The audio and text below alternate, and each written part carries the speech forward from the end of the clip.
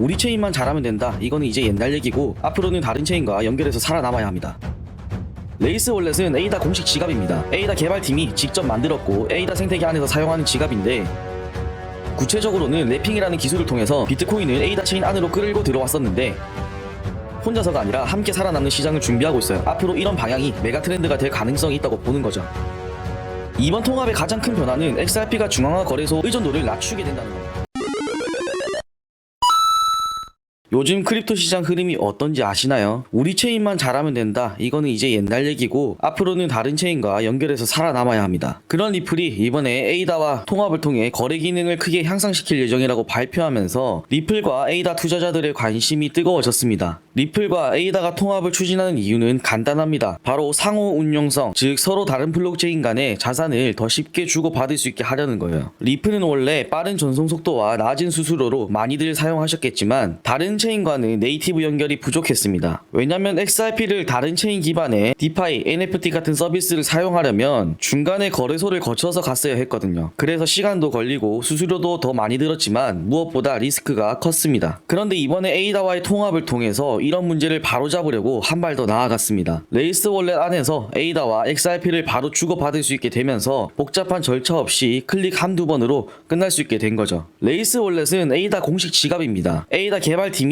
직접 만들었고 에이다 생태계 안에서 사용하는 지갑인데, 블록체인 전체 데이터를 다운받을 필요가 없고 인터넷만 되면 어디서든 접속 가능한 라이트 지갑이에요. 대표적으로 비슷한 게 메타마스크죠. 코인 투자하시는 분들이라면 한 번쯤은 들어보셨을 거고 사용도 해보셨을 겁니다. 메타마스크는 이더리움 기반으로 만들어진 지갑이고 레이스 월렛은 에이다 기반인데, 이번에 XRP와 힘을 합치면서 이제는 에이다 전용 지갑이 아니라 멀티체인 지갑으로 업그레이드하게 되는 겁니다. 어찌 보면 이번 소식은 리플보단 에이다에게 더 큰 호재이지 않을까 싶어요. 아마 앞으로 크립토 시장은 체인 간 경계가 점점 더 의미 없어질 거고 결국 한 곳으로 몰리게 될 거라고 저는 생각합니다. 물론 시간은 조금 걸릴 거예요. 제 영상 구독해두시고 보시는 분들은 아실 테지만 지금 리플이 나아가고 있는 방향 중에 하나가 디파이 시장도 노리고 있다고 말씀드렸었죠. 이번 통합은 그 목표에 한 발짝 더 가까워졌다고 생각하시면 될 것 같습니다. 에이다는 이미 비트코인과 통합을 성공시킨 경험이 있었죠. 구체적으로는 랩핑이라는 기술을 통해서 비트코인을 에이다 체인 안으로 끌고 들어왔었는데, 이 랩핑이란 게 뭔지 정확하게 아셔야 합니다. 랩핑은 다른 블록체인 자산을 현재 사용하고 있는 블록체인 안에서 사용할 수 있게 만드는 기술인데, 즉 다른 블록체인의 돈을 우리 블록체인에서 쓰기 쉽게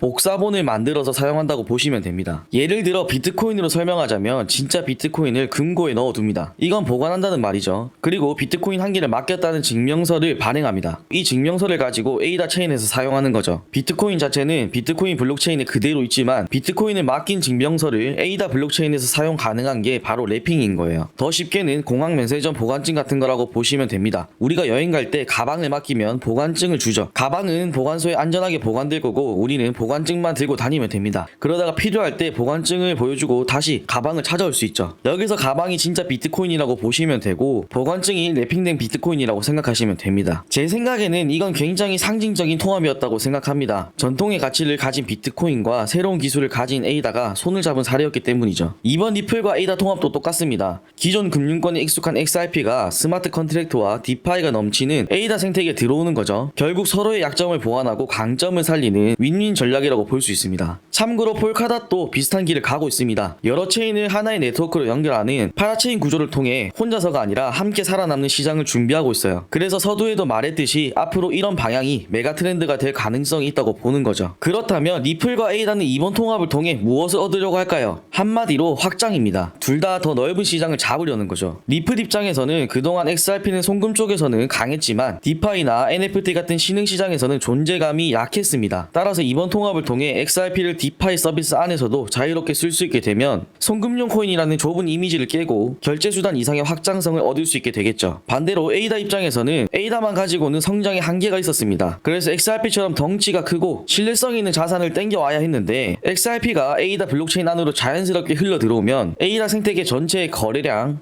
유동성, 사용자 수가 다 같이 올라갈 수 있기 때문에 서로 윈윈할 수 있는 좋은 방법이라고 생각합니다. 사실 이번 통합에 대한 저의 생각은 일종의 플랫폼 전쟁에 대비하는 움직임이라고 보여요. 앞으로 누가 더 많은 자산과 유저를 플랫폼 안으로 끌어모으느냐, 결국 그 싸움이 코인 시장의 생존을 가를 겁니다. 비슷한 예로 솔라나도 초기에는 리플처럼 빠른 체인으로만 알려졌었는데 USDC, USDT 같은 스테이블 코인들을 대거 유치하면서 실제로 돈이 흐르는 생태계를 만드는데 성공했습니다. 따라서 앞으로는 단순히 코인 기술만 잘한다고 끝나는 시대가 아니라는 얘기입니다. 그리고 또 하나 주목할 부분이 있죠. 바로 미드나잇 네트워크입니다. 미드나잇 네트워크는 에이다 쪽에서 새롭게 준비 중인 프로젝트인데 여기서 XRP 보유자들에게 에어드랍을 해준다고 합니다. 즉 XRP를 보유하고 있는 사람들은 미드나잇 네트워크에서 새로운 토큰을 공짜로 받을 수 있다는 거죠. 이때 나오는 토큰은 두 가지입니다. 하나는 나이트 토큰, 또 다른 하나는 더스트 토큰인데 나이트 토큰은 미드나잇 네트워크 운영에 참여할 수 있는 거버넌스 토큰이고요. 더스트 토큰은 개인정보를 보호한 채 거래할 수 있게 해주는 프라이버시를 중심으로 한 토큰입니다. 이게 단순한 마케팅 이벤트는 아니죠.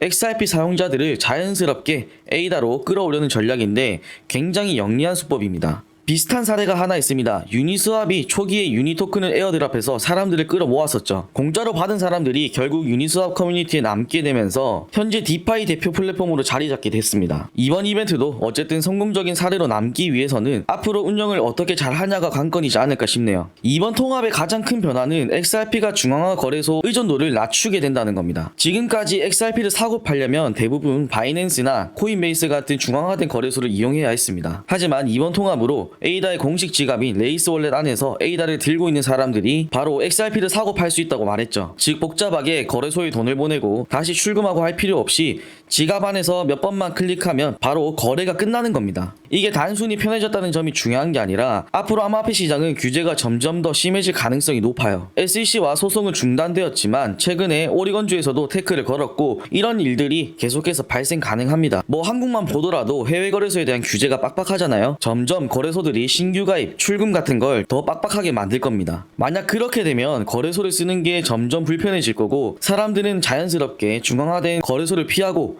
탈중앙화 거래소인 덱스나 개인 지갑 기반 거래로 넘어갈 수 있게 되는 거죠. 따라서 레이스 월렛을 통해 XRP를 주고받을 수 있게 된다는 건 리플이 미래형 거래 방식을 준비하기 시작했다고 보입니다. 이게 우리 실생활에서 제가 비유를 해보자면 지금까지는 마트에 가야 물건을 살 수 있었는데 이제는 무인 자판기에서 바로 살 수 있게 되는 것과 비슷합니다. 즉 줄 설 필요도 없고 출입 제한도 없고 본인 지갑만 있으면 언제 어디서든 자유롭게 거래 가능한 시대가 오는 거죠. 리플이 왜 이런 준비를 하고 있을까요? 다들 아시겠지만 오랫동안 SEC와 법적 분쟁을 하고 있었고 사실 언제든 규제 리스크라는 폭탄이 터질 수 있었던 상황이었습니다. 만약 XRP가 중앙화 거래소에만 의존하고 있었다면 거래소 규제가 더 심해졌을 때 거래 자체가 막힐 수 있고 더 심할 경우에는 상장 폐지 같은 위험도 작지만 있을 수 있다는 거죠. 그래서 리플은 이제부터 중앙화 거래소에만 의존하지 않고 자체 지갑이나 탈중앙화 환경에서도 XRP를 자유롭게 사용할 수 있도록 준비하고 있는 겁니다. 리플 입장에서는 앞으로 어떻게 될지 모르니까 이것도 저것도 모두 준비하고 미래를 대비하는 보험을 든 거예요.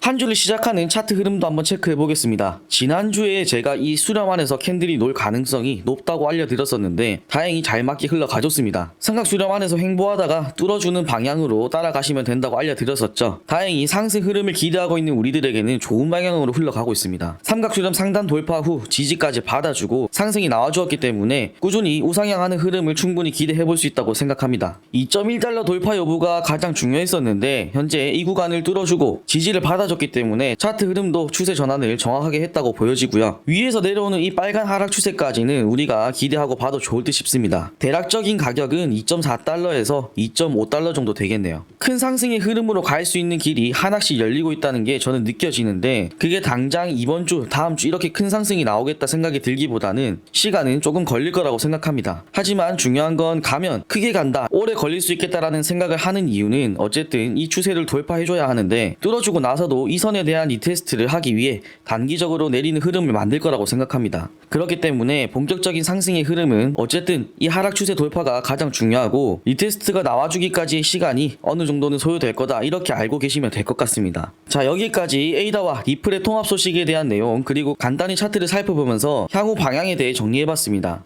단순한 통합이 아닐 수도 있다는 건 여기까지 영상 보신 분들은 다들 이해하셨을 거예요. 결국 이번 통합의 중요 포인트는 체인 간 경계를 허물면서 디파이 시장까지 확대하고 중앙화 리스크는 줄여 생태계 전체를 키우려는 아주 전략적인 한 수였다고 볼 수 있습니다. 특히 리플 입장에서는 이제 중앙화 거래소에만 기대는 게 아니라 자체 지갑이나 탈중앙화 환경에서도 살아남을 수 있는 기반을 마련하게 된 거고, 에이다 입장에서도 XRP라는 강력한 자산을 품으면서 생태계 확장의 기회를 잡았습니다. 앞으로 크립토 시장은 점점 더 복잡하고 치열해질 겁니다.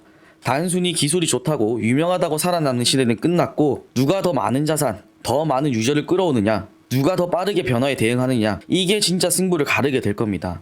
그렇기 때문에 우리도 그냥 한 코인에 올인해서 기다리는 게 아니라 시장이 어디로 움직이는지, 어떤 체인들이 연결되고 있는지 이런 흐름들을 계속해서 읽어 나가야 합니다. 시장은 하루아침에 확 바뀌지 않습니다. 하지만 변화는 항상 조용히 시작되고 그걸 먼저 캐치한 사람들만 기회를 잡을 수 있어요. 오늘 영상이 앞으로 여러분이 시장을 준비하는 데 있어서 작은 힌트가 될 수 있기를 진심으로 바랍니다. 오늘 영상이 도움이 되셨다면 구독, 좋아요, 알림 설정 꼭 한 번씩 눌러주시고요. 저도 매일 시장을 분석하고 조금 더 빠르고 정확하게 여러분과 함께 준비할 수 있도록 최선을 다해 소식 전해드리겠습니다. 지금까지 함께 해주셔서 감사합니다. 다음 영상에서 또 뵙겠습니다.